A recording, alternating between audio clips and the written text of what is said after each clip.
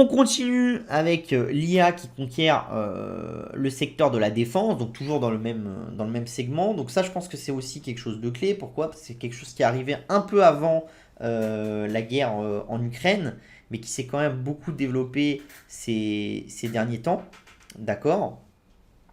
Et c'est quelque chose d'intéressant. Pourquoi? Parce que l'IA, on va dire que ça fait 10 ans qu'on en parle avec sérieux. Pendant quasiment 6 7 ans, toutes les entreprises qui travaillaient sur l'IA, sauf quelques-unes comme Palantir, euh, le mot d'ordre c'était on ne travaillera jamais avec les militaires, l'IA au service de la police et des militaires, c'est une connerie, il ne faut pas faire ça. C'était le mot d'ordre de quasiment tout le monde. Ce mot d'ordre, il a complètement changé. En 2011, l'armée anglaise a fait une première mission avec de l'IA dessus. Donc on ne sait pas si c'est l'IA qui a servi pour le renseignement, qui a servi pour le déploiement sur le terrain, etc. Les Anglais n'ont pas donné de détails. Mais ils ont utilisé l'IA une première fois dans une mission en 2011. Pardon, en 2021. Ce qui est quand même une notion qui est quand même assez clé. Palantir a écrit une lettre aux Européens en disant qu'il fallait qu'ils augmentent leurs efforts de dépenses en intelligence artificielle, en informatique pour améliorer la recherche contre les terroristes, contre les criminels et la gestion des environnements militaires. Et ça c'est clé, je vous ai mis la lettre sur le côté, etc. Et c'est quelque chose qu'on voit beaucoup. Alors, on commençait à le voir déjà avant un peu dans le monde de la défense, surtout dans le monde du contre-terrorisme. C'est d'ailleurs de là qu'est issu Palantir et quasiment toutes les boîtes que vous trouvez à l'heure actuelle qui ont plus de 5 ans d'existence et qui sont dans ce genre de projet, c'est-à-dire du big data, de l'intelligence artificielle liée à ces problématiques. C'est en gros des boîtes qui ont fonctionné quasiment toujours avec qu'un seul secteur, c'est le secteur du renseignement, d'accord? Et c'est des boîtes qui sont issues du renseignement, donc Palantir est issu de la NSA par exemple, enfin ce genre de choses. Mais vous en avez en France aussi, hein, vous avez des petites startups en France, vous avez des startups par exemple spécialistes de la reconnaissance faciale qui sont issues de la DGSE. DGSE. C'est-à-dire que leur premier contrat était avec la DGSE, c'est des gens qui sont des ex de la DGSE et ça tourne un peu dans un environnement fermé. Alors après, ils sont agrandis au secteur de la police, etc., de beaucoup de choses, mais ils ont été incubés par ces boîtes-là. Et ce qu'on a vu surtout, le point d'inflexion, il est arrivé avec la guerre en Ukraine. Parce que la guerre en Ukraine est la première guerre que vous avez, hors vraiment les guerres contre le terrorisme, avec la capture d'Oussama Ben Laden qui avait été permis par Palantir, etc. Mais la guerre en Ukraine est une des premières guerres conventionnelles où vous avez un des acteurs qui a une grande partie de son mouvement terrain qui est apporté par de l'intelligence qui va processer énormément de données. Et ça, vous avez en gros quelques pays qui aident beaucoup les Ukrainiens là-dessus. C'est vous avez la France, vous avez les États-Unis et vous avez l'Angleterre. Parce que c'est les trois pays alliés des Ukrainiens qui ont une capacité tactique de processer de la donnée qui est quand même très très forte. C'est pour ça qu'aussi il faut faire attention quand on vous dit les Français ils aident pas beaucoup ce genre de choses. Les Français ils aident beaucoup en amenant de la donnée. Et ça a une grosse force pour les Ukrainiens. Ça vous permet de taper avec des moindres risques, ce genre de choses. Et ça, c'est vraiment un des premiers territoires où on voit ça. Et les investissements ont commencé à beaucoup être poussés depuis 3 4 mois, plutôt 3 mois d'ailleurs. Pourquoi? Parce qu'en fait, quasiment toutes les armées du monde se sont rendues compte que la stratégie des Français, des Anglais et des Américains d'aller donner énormément de données aux Ukrainiens pour pouvoir déployer efficacement leurs militaires permettait à une armée qui de base était quand même beaucoup plus faible que l'armée russe de tenir le combat. Et il faut pas croire qu'ils ont tenu le combat juste parce que c'est des héros. Ils ont tenu le combat parce qu'ils ont été capables de très très bien gérer leur dispositif militaire et de savoir où il faut les mettre, quand il faut les mettre. Et ça, c'est pas facile. Surtout quand à l'époque ils étaient attaqués sur Kiev, etc. C'était quelque chose de complexe. Et s'ils ont réussi à le faire, s'ils ont réussi à savoir où les gens allaient taper, comment ils allaient taper, où envoyer des unités, où envoyer leurs drones, etc., c'est parce que vous aviez des logiciels comme Palantir, etc., qui les aidaient énormément. Et du coup, ça a provoqué aussi une vision chez beaucoup d'acteurs. Et vous l'avez chez les Russes, vous l'avez chez les Chinois et vous l'avez en gros chez les Occidentaux aussi. C'est cette vision qu'il faut investir dedans. D'ailleurs, c'est une vision qui a lancé quelque chose de nouveau parce que le Royaume-Uni a lancé une nouvelle stratégie d'intelligence artificielle liée à la défense sur laquelle ils vont investir massivement. Ils n'ont pas donné de chiffres, mais ils vont investir massivement. Les Allemands, ils ont affecté un demi-milliard à des projets de recherche d'intelligence artificielle liés à l'armement dans leur projet d'injection de 100 milliards dans l'armée sur les prochaines années. Donc pour les Allemands, ça reste limité. Mais ce que je veux vous montrer, c'est que les Allemands, c'est un peu comme les Japonais. C'est des gens à qui on a reproché d'avoir fait la guerre, donc c'est des gens qui veulent absolument contrôler leur armée, ils veulent pas être trop forts, etc. Et le fait qu'ils acceptent de laisser l'ordinateur leur dicter un peu ce genre, ce qu'ils vont essayer de faire, etc., c'est quand même un changement de vision qui est clé, qui est vraiment très très important. Il y a d'autres choses aussi qui sont importantes. C'est que pendant longtemps, l'OTAN a été quelque chose où les Américains voyaient ça comme un moyen de pression sur les Russes, les Européens voyaient ça comme un moyen de défense contre les Russes, et puis, mais c'était un truc un peu complexe parce que est-ce que ça avait vraiment du sens? Est-ce que ça avait pas de sens? Les Américains, ils disaient que ça leur coûtait beaucoup d'argent. Les Européens, ils étaient bien contents, mais d'un autre côté, ça veut dire qu'ils sont dépendants des Américains, etc. Et il y avait assez peu de capacité de l'OTAN de créer des choses. Et là, il y a quelque chose d'intéressant, c'est que le 30 juin, l'OTAN a décidé de créer une nouvelle unité. D'accord? C'est le NATO Innovation Funds qui va être fait à partir avec des VC. Et le but, ça va être d'investir dans des startups liées à l'armement, dans l'intelligence artificielle, etc., dans chaque pays membre de l'OTAN. Et l'idée, c'est quoi? L'idée de l'OTAN, c'est de dire on veut qu'il y ait des briques dans chaque pays, avec des startups dans chaque pays, et que ces startups travaillent ensemble pour faire des projets, et que du coup, tout le monde soit dépendant de tout le monde. C'est-à-dire, les Américains vont avoir des projets chez eux, avec des produits chez eux, les Français chez eux, les Italiens chez eux, les Polonais chez eux, et en fait, le fait de mettre ensemble ces projets et ces produits va permettre de créer des logiciels un peu plus puissants, d'accord, que l'OTAN va utiliser dans les entraînements, etc., dans les guerres conventionnelles, et du coup tout le monde est dépendant les uns des autres. Et ça, c'est quand même un phénomène qui est assez intéressant, parce que ça vous montre l'imbrication un peu plus profonde qu'on veut faire avec l'OTAN maintenant, et ça, c'est en partie dû à la guerre qu'il y a eu en Ukraine, qui a montré que l'OTAN avait un intérêt, et que du coup maintenant tout le monde se dit, bon ok, on sait que l'OTAN a un intérêt, maintenant il faut qu'on rentre dedans, et il faut qu'on arrive à faire quelque chose qui nous rende,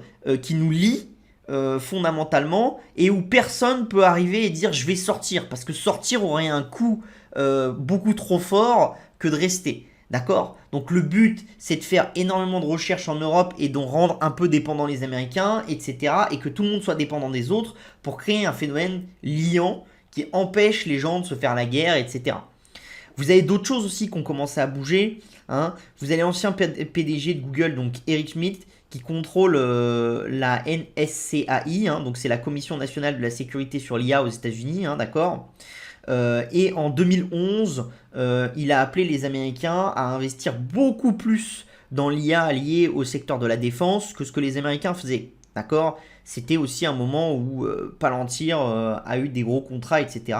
Alors pourquoi est-ce que Eric Schmidt c'est ça? Alors qu'il y a quelques années, il était plutôt quelqu'un qui était prudent sur la chose. Et vous voyez quand même de plus en plus de papes de la tech qui étaient des gens qui étaient prudents, qui investissent massivement dans ce secteur-là et qui disent qu'il faut y aller. Pourquoi? Parce qu'en fait, il y a une notion chez beaucoup qui consiste à dire on n'arrivera jamais à dire aux gens arrêtez d'investir dans l'IA liée au militaire. Du coup, la seule solution pour les États-Unis et pour les Occidentaux de maintenir leur rang, c'est d'investir plus que les autres pour avoir une maîtrise qui est meilleure que les autres. Parce que sinon, les Chinois, de toute façon, ils vont investir. D'accord? C'est un peu comme si vous aviez une idée, vous commencez à chercher la bombe nucléaire et vous dites ok, on va arrêter de la chercher parce qu'on sait que c'est une connerie. Ouais, mais vous êtes obligé de continuer à la chercher parce que si vous pensez que les Chinois, que les Pakistanais et que tous les autres vont la chercher, si vous avez arrêté de la chercher, vous êtes le dindon de la farce. Parce qu'à la fin, eux ont une carte que vous n'avez pas. D'accord? Donc ça, c'est quand même un point clé. Et la NSCAI avait poussé pour qu'il y ait des dépenses de 8 milliards de dollars aux États-Unis par an. D'accord. Donc il faut savoir que les Chinois, ils sont entre 1,5 et 2 milliards par an à l'heure actuelle. Là, les Américains, ils doivent être aux ordres de 3 milliards et la NSCAI a poussé pour 8 milliards. Et vous commencez déjà à avoir des gens qui poussent pour maintenant des chiffres un peu plus conséquents que ces 8 milliards aux États-Unis. Donc vous avez des choses qui quand même vont aussi dans le bon sens, hein, et qui sont vraiment des choses importantes. Pourquoi? Parce que les Français et les Britanniques investissent massivement dans l'intelligence artificielle. Il faut savoir que la Commission européenne, dans son effort de défense et de défense commune, a budgétisé 1 milliard dans le développement des technologies liées à l'IA, etc., dans le monde du militaire. Et vous commencez déjà à voir des parlementaires qui disent qu'au final, il faudrait qu'on ait un budget sur cette base-là 10 fois plus gros. Donc ça quand même commence à faire des choses qui sont importantes. D'accord. Il faut savoir aussi que au Pentagone, en juin 2022, il y a Greg Martel qui est rentré à la tête du bureau de l'intelligence artificielle et du numérique du Pentagone. C'est quelqu'un qui avait œuvré pour qu'on utilise Palantir sur le terrain avec les Ukrainiens et qui a mis en place la stratégie américaine qui consiste à récupérer toutes les informations du terrain des Ukrainiens, processer aux États-Unis avec Palantir ces informations-là et redonner aux Ukrainiens des informations. Après, c'est les Ukrainiens qui les exploitent ou qui les exploitent pas, mais c'est quand même important. Alors globalement, les Ukrainiens ont toujours dit qu'ils auraient bien aimé avoir eux-mêmes Palantir chez eux et pouvoir processer eux-mêmes les informations, etc. Ça a toujours été un refus des Français, des Britanniques et des Américains. Je pense qu'ils ont peur que ces technologies sortent un peu de leur scope et c'est des gens qui aiment bien garder le contrôle et je pense que quand vous avez des technologies aussi clés, forcément vous aimez garder le contrôle. Mais ce Greg Martel, il a poussé pour qu'il y ait moins d'inertie bureaucratique. Il a aussi poussé depuis juin pour que beaucoup de sociétés qui ont des projets, d'accord, qui ne sont pas encore des projets qui ont été utilisés par l'armée américaine, que l'armée américaine paye pour faire utiliser ces projets sur le terrain en Ukraine. Et du coup, en fait, c'est l'armée américaine qui paye pour l'armée ukrainienne, qui fait le proxy entre l'entreprise et ce que l'entreprise va dire ou pas. Et en fait, ça permet quoi? Ça permet de tester sur le terrain des intelligences artificielles, des produits, etc. Et donc forcément, quand vous testez sur le terrain un produit, un logiciel, bah, vous avez plus de chances d'avoir des données de retour qui vont vous dire ah bah ouais ça marche pas, etc. Que si vous faites un test en mode voilà on est dans un champ au fin fond du désert du Yucatan et on s'amuse entre nous quoi. Enfin c'est le risque, les Ukrainiens ils l'utilisent et ils font confiance à Palantir avec leur vie. Donc forcément, ça veut dire qu'ils vont donner le plus d'informations possible à Palantir et aux autres logiciels, qui vont faire le plus de retours possible, parce que forcément s'il y a des échecs, bah, ils ont besoin que ça s'améliore très vite, sinon ils vont perdre des soldats, etc. Donc c'est quand même une notion qui est clé. Et on voit que dans ce domaine-là, vous avez des choses qui commencent à pulser. Hein. Pourquoi? Parce que vous avez par exemple Anduril, qui est une startup qui développe des drones sous-marins sophistiqués. Hein. Donc c'est des micro-drones sous-marins. Et Anduril a eu un contrat avec l'armée US de 1 milliard cette année. D'accord. Le but c'est quoi? Le but c'est que l'armée US puisse envoyer des drones très rapidement un peu partout dans les mers du monde avec les drones d'Anduril. Et donc ça c'est quand même quelque chose de clé. Et vous voyez que la startup est fondée en 2017. On est 5 ans plus tard, ils ont un contrat d'1 milliard de dollars. C'est cette pulsion qu'on voit à l'heure actuelle qui est quand même importante. Et c'est ça qui a fait que Internet a existé. C'est les investissements de l'armée américaine au début qui ont fait ça. Vous avez beaucoup de phénomènes où c'est l'investissement militaire qui a drivé après des très très bonnes sociétés qui ont été poussées par ces investissements militaires. D'accord. Vous avez aussi d'autres entreprises comme Scale AI qui fournit de l'étiquetage de données, donc ça c'est un peu comme fait Palantir qui a eu un contrat de 250 millions avec le département de la défense, donc vous voyez qu'il y en a beaucoup et il y a beaucoup de choses qui commencent à émerger en Europe, d'accord. Il faut savoir que en gros quand vous prenez des écosystèmes qui sont très vite poussés avec des contrats, etc., et qui ont une gestion entre l'entité militaire et des entreprises qui sont liées et qui ont des contrats rapidement et tout. Vous avez deux pays qui sont en avance, hein, et d'ailleurs ils sont en avance sur l'intelligence artificielle au secteur de la défense, c'est les États-Unis et Israël. Après vous avez en gros la deuxième division avec un petit peu les Chinois, avant tout les Chinois, d'accord. Et après, vous avez la troisième division, c'est-à-dire là-dedans, vous allez avoir les Russes, les Français, les Anglais, etc. Comment ça s'appelle, les Coréens, les Japonais, et voilà. Mais le terrain est à peu près comme ça, sachant qu'une chose est sûre, c'est que les Israéliens, ils ont une exploitation qui est un peu différente, parce que les Israéliens et les Coréens, ils fonctionnent avec un service militaire dans lequel les gens qui ont des très grandes compétences en intelligence artificielle et tout, on va pas forcément les mettre dans l'armée, mais on peut les mettre dans des startups liées à l'armée, etc. Donc c'est des fonctionnements dans la chaîne de création qui est un peu différente et que je pense qu'on pourrait pas exploiter aux États-Unis ni en France, etc. Voilà, c'est pas possible. Donc c'est deux manières de faire un peu différentes. Par contre, vous voyez que en France, en Europe, etc., il commence à y avoir de plus en plus de choses. Quand Macron est arrivé au pouvoir, il a mis en place une nouvelle unité dans l'armée française qui consiste justement à faire incuber ces projets-là. Ils ont créé une task force avec la DGSE et d'autres services français pour mutualiser les contrats, etc. et donner encore plus d'élan à ces sociétés-là. Ils ont commencé à faire des fonds aussi avec la BPI, etc. Donc vous commencez à avoir une vraie vision industrielle sur cet univers en France, et ça c'est quand même clé. Et je pense que on sous-estime aussi le niveau qu'on a monté, la marche qu'on a été capable de monter avec la guerre en Ukraine. C'est une super marche pour l'armée française parce que ça permet de tester énormément de choses. Et il ne faut pas négliger le fait que l'armée française est une armée qui a quand même, pour amener de l'intelligence artificielle sur le terrain et tout, énormément de choses. Déjà, pourquoi? Parce qu'on a des très très bons chercheurs là-dedans, parce qu'on a énormément de données, on a des données marines en conséquence parce qu'on a quand même une très grande marine et on a beaucoup de sous-marins, etc. On a aussi des données satellitaires qui sont très fortes parce qu'en gros la France est en gros, alors vous pouvez pas vraiment le savoir, mais c'est entre la deuxième et la quatrième plus grande armée en termes de vision satellitaire. D'accord? Donc c'est quand même considérable. Les premiers c'est les Américains de très loin, et après vous avez la Chine, la Russie, la France et un peu l'Angleterre. Et en gros les niveaux se combattent entre eux. Alors les Chinois ont tendance à lancer beaucoup récemment, donc peut-être que les Chinois sont numéro 2, mais en gros pour la place de numéro 3, ça se joue entre trois pays, hein. L'Angleterre, la France, la Russie, sachant que l'Angleterre est plutôt vu comme un niveau en dessous. Donc voilà. Donc ça vous montre un peu. Et ça, tout ça, cette donnée satellitaire que vous avez, bah, vous avez une capacité après sur le terrain de dire, ah bah faut envoyer les soldats là, etc.